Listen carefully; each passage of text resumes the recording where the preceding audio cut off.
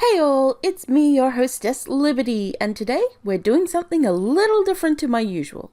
Recently, the RPG Maker Game Jam was held, and I'm taking part as one of the judging panel. Yay! We talked about it behind the scenes, and it was agreed that streaming or recording our playthroughs of the various entries was allowed. So, I decided that I will record the various entries that I get to play and judge, and present both a video and general summary of each entry to the developers to enjoy. Now, I will not be talking about any part of the scoring process itself on video, only my reactions to the game and any feedback I may think of during the playtime. This means that there may be cuts here and there that you notice because I started going off track, started yapping a bit longer, and need to cut that part out. Anyway, this is as good a statement of intent as any, so let's jump into the game! Hey guys, it's your hostess Liberty, and today we're playing Contraindication? Indication? Whatever this is. Always dash, always on, always good to see. Let's dive right into it. Oh. Your time's up. One of my co-workers must have ratted me out. I need your things gone ASAP. Whatever. I'll leave when I leave, see if I care. Shift changes speed, okay. Light bulb doing its job. Light swish. Light on? Ugh, the shoddy electrical wiring has a mind of its own. Rima is very intently ignoring every follow-up text. She will leave on her own schedule, not at the insistence of someone whose face she cannot recall. Incompetent. If you did your work properly, I would have finished my work in its entirety. Now I'm left with no choice but to present it as is. Even a simulated test would be nice. She continues muttering to herself under her breath. Tangled mess of curly hair, exasperated by bedhead, she will wrangle it into submission before leaving the house. A bruised knee, an uncommon occurrence for someone who bruises easily. Thin but soft blanket, the kind you want to stay under. The sun is pouring through already. Clear skies. No wonder it's so loud outside today. The harsh brightness of the light is unpleasant, but the gentle warmth it provides wins over even someone as nocturnal as Rayma. She moves out from the blanket slightly to absorb it. She's quietly pleased. Power outlet. Nothing more, nothing less. I'll change into it before I leave. The monitor connected to a lab for remote work powered off. I wish I could have just had a little more time.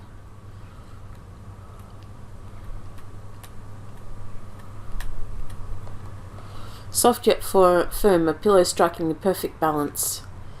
A wooden picture frame lying flat on a shelf. A thin layer of dust covers it, but the frame is in good condition. It has clearly been looked after with care. I don't want to look at it.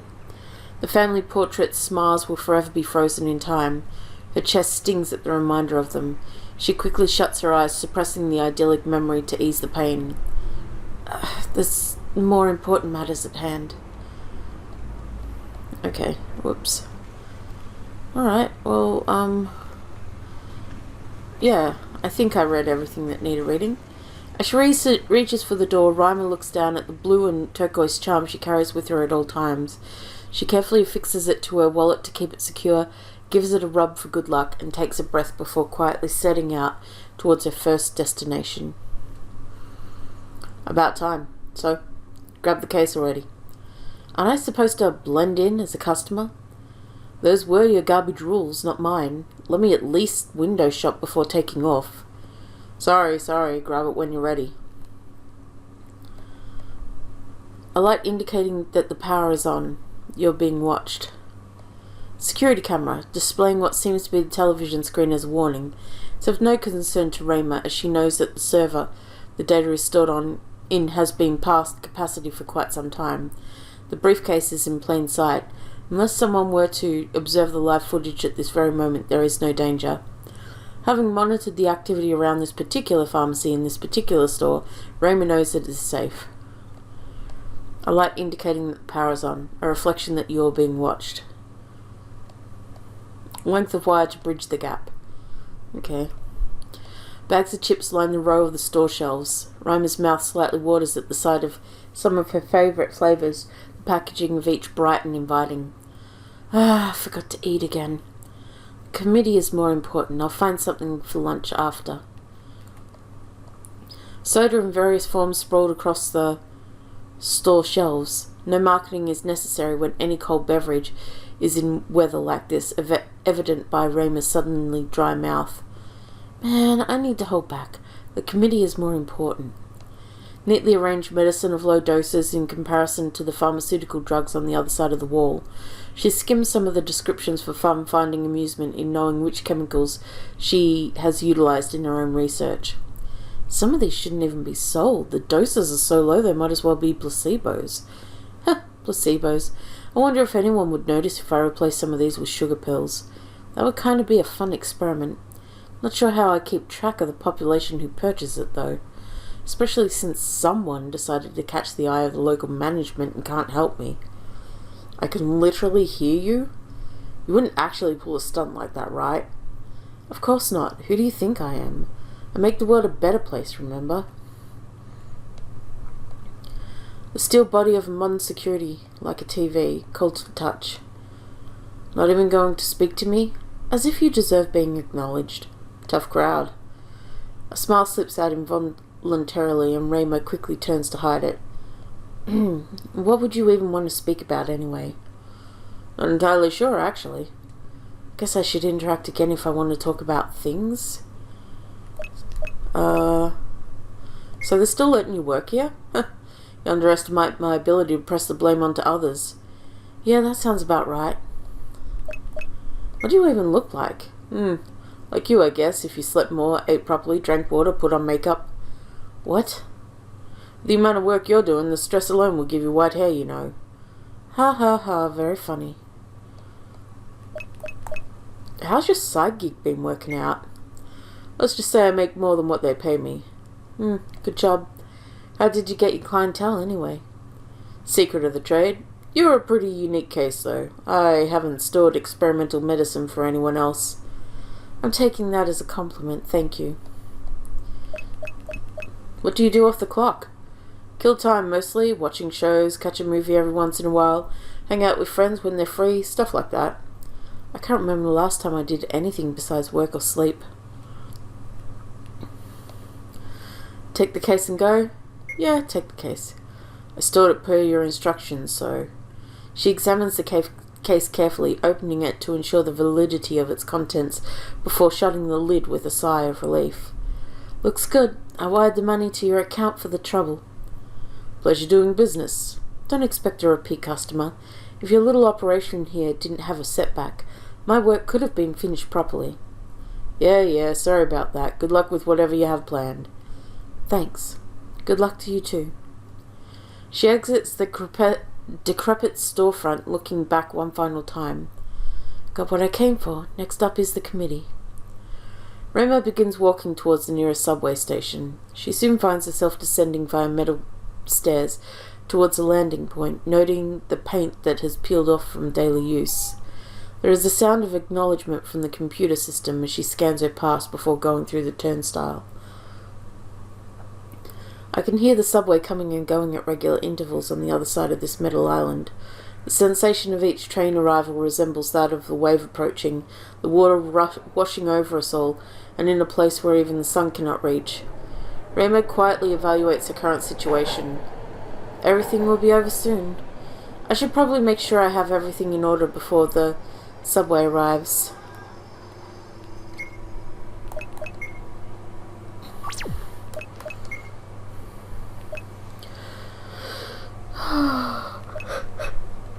Okay. Why do I feel like she's gonna be a terrorist? Rusted metal columns forming the ribcage of the station.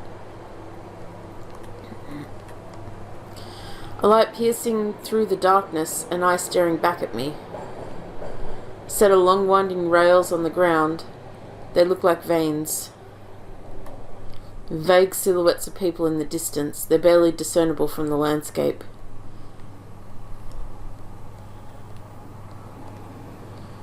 I guess we go?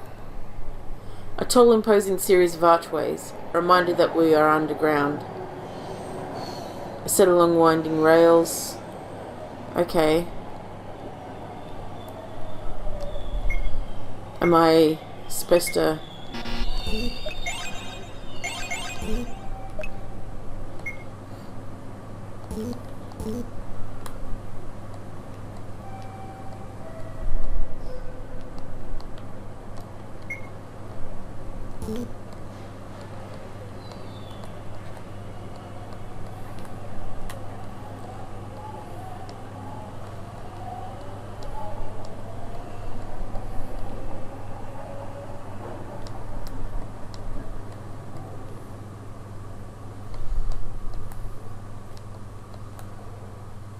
Someone's standing closer than I'd like.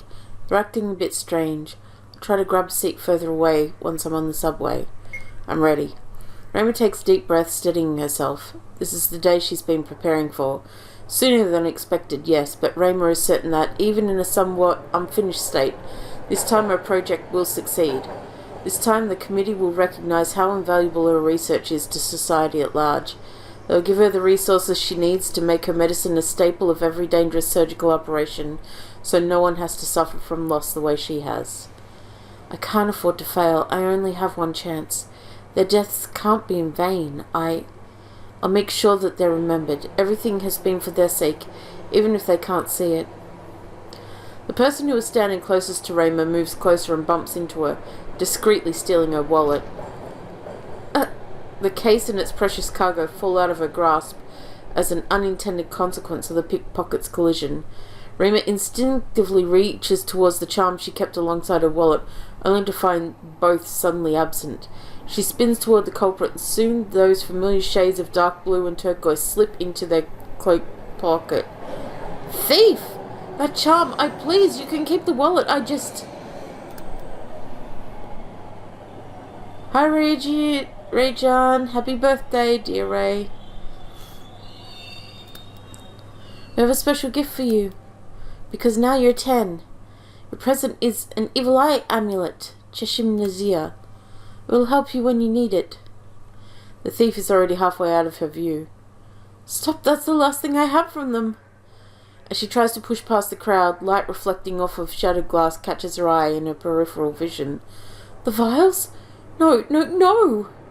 The project she had sacrificed every aspect of her life for lies precariously on the ground, hanging halfway over the rail beacon below. She scrambles desperately towards a briefcase, green liquid spilling out from the cracks, but loses her footing and falls into the train tracks.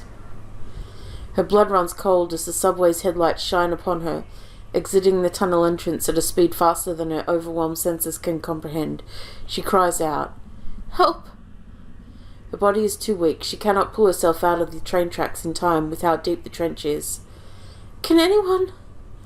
The onlookers simply watch, no soul willing to risk their own safety for a situation that is too late to be saved. Time seems to freeze with the sobering realization that I have no other option. She stares down at the case, knocked open by the impact of the fall. Some of the vials are still intact. She pours it on herself with the precious milliseconds that... There's nothing left to say, and there is no one left to listen. The wave crashes down. The silence is seemingly infinite until it is broken. Please arrange the following objects. You can only carry one object at a time. What the hell? What happened? Please arrange the following letters from first to last. You can only carry one object at a time. My head feels strange. User has not moved. Restating request. Please arrange the following letters from first to last. You can only carry one object at a time. I can't think very clearly. I guess I'll put things in the boxes to get out. Receive the letter A. Something belongs here. It worked.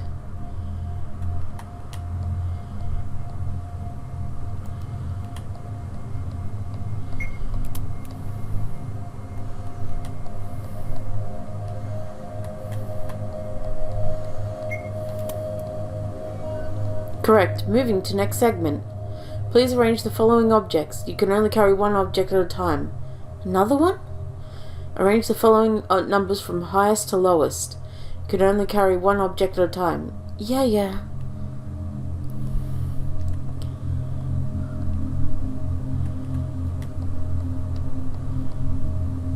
Oh, I thought I was holding.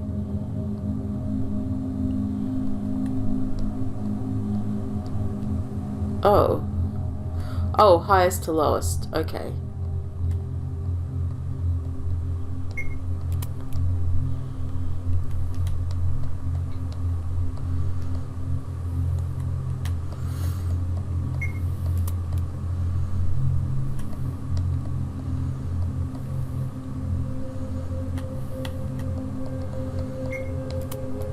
It worked. Correct. Moving to next segment. Please arrange the following objects. You can carry only one object at a time. There aren't many objects left. Feels like I'm reaching the end. Objects on opposite ends. You can only carry one object at a time. Just like I can only carry my patience so far. You got it, disembodied voice.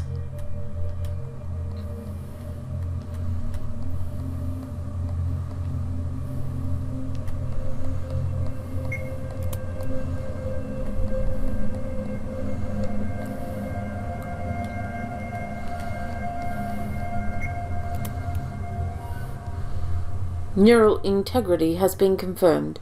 Moving to final segment. Please arrange the following objects. You can carry one object at a time. Whose bodies are these? Please arrange the following objects. You can only carry one object at a time. If one is me, then who did the other body belong to? Did she live a full life? User has not moved despite showing neural capacity. Restarting request. Please arrange the following objects. You can only carry one object at a time. There's only one way forward. A small rope. That seems like intestines?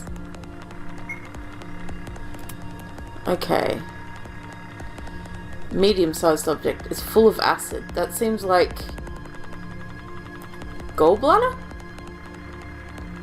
No.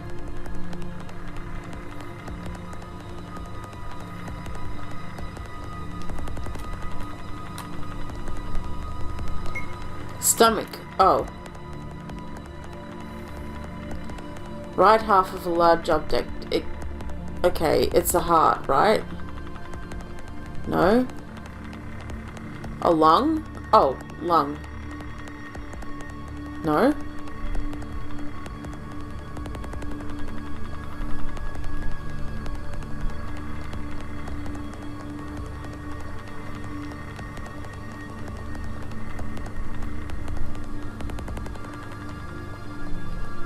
Really?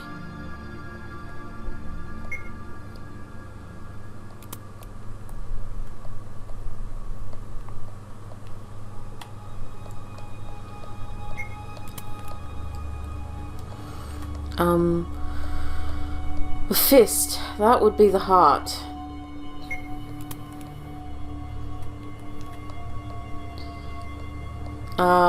Blood filters it out.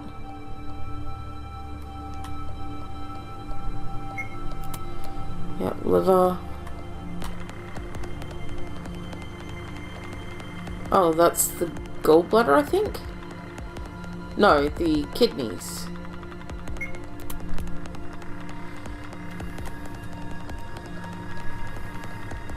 It's the other kidney. What? Oh, it's on the right side. Right kidney. Split down the middle?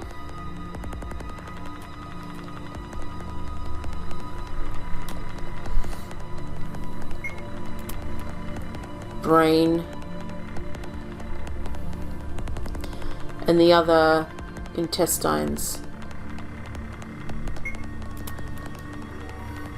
Operation successful. Now entering automation phase. Disconnecting user. Confidential report. Committee files. Following is what has been gathered from the aftermath. Per Reimer's will, her body was transported to her lab and the computer program was set to autopilot. It slowly pieced together what was left of her, though much of her brain was beyond repair, leaving fragmented memories. It confirmed her restored mental capacity via simulation. Following protocol, the system then went into hibernation, waiting for a massive storm to generate enough electricity to charge to wake up a modified human body. Body in question was a cadaver donated by the committee in Reimer's early years of research, one that she kept in storage until the time was right. She created a gene splicing program as a backup in case she was working with a damaged container. It was a throwaway program that she forgot about, which began splicing solutions for a fractured skull and jaw. The teeth were made with references to shark DNA. The skull was fixed with nails facing the wrong way due to an error. When the time came to wake up, however, the power surge was so substantial that it completely fried the computer system. All the delicate testing that went into the vials and program development were gone in the minor electrical fire that followed. There was no chance to replace her years of research, nor to reverse engineer a way to a better body. This mismatched new body, an experiment gone wrong by all means except one, drew its first breath X days after dying in 2 different ways. End of report.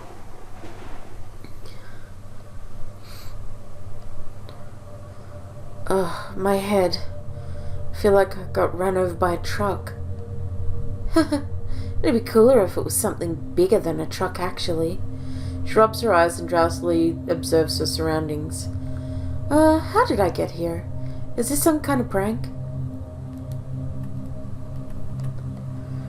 A more advanced version of a robotic arm hooked up to the once functioning series of computers. Must have been a fun project to build this.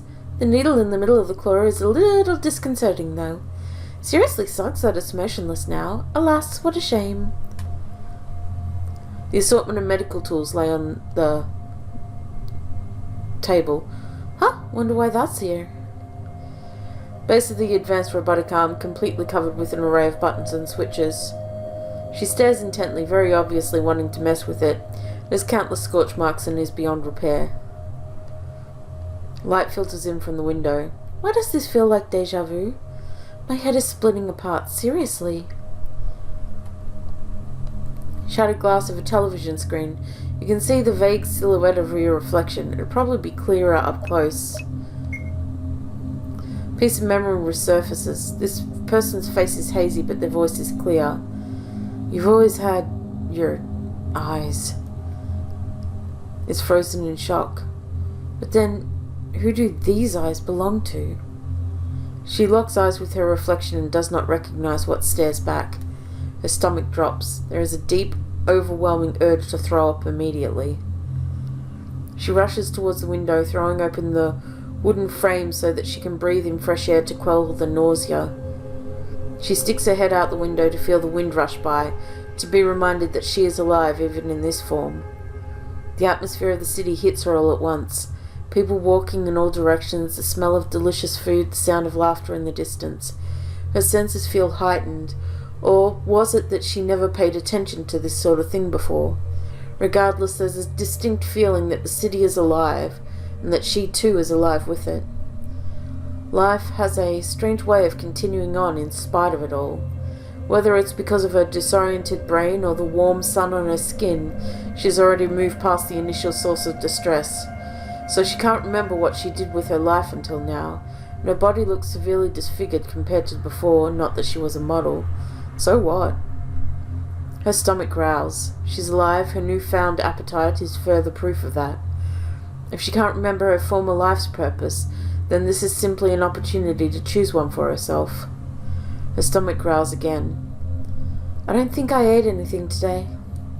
There's a neon sign flickering in the distance, advertising snacks and refreshments at the local arcade. Was that always down the street? Oh, they sell popcorn too? Surely this is fate. She supposes that a second chance shouldn't be put to waste. She heads back inside with the pressing matter of food on her mind.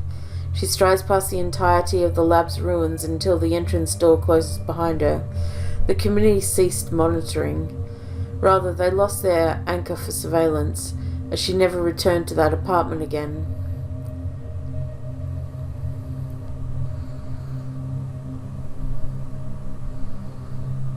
Huh. Interesting. That was a different kind of game. Smaller. A small little game. Okay, well, I'm gonna have to play through and try do the other choice. But, if you want to do that for yourself, you can check out the link in the description below, give some love to the dev, and I'll see you in the next one. Until then, take care, have a good day, and peace, guys. See yas!